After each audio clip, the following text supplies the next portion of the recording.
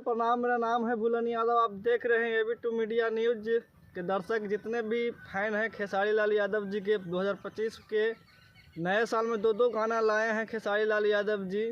ये गाना का नाम है कलम चबा गइल बा। काजल राघवानी, डिम्पल सिंह और खेसारी लाल यादव दोनों काम की हैं वीडियो में।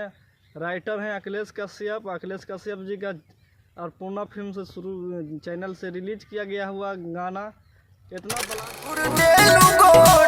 मैं तो बताई मैं नहीं हूँ हाई-फाई। सुन के बताइए, एकदम गाना बेहतरीन है। अभी खेसारी लाल यादव जी के कम से कम 10 घंटा में 12 लाख व्यूज क्रॉस कर चुका है। चाहे इतना ही तक एकदम वीडियो ब्लास्ट देखिए और गाना सुनिए बेहतरीन तरीका से। वीडियो म्यूजिक आर्या शर्मा जी दिए हैं।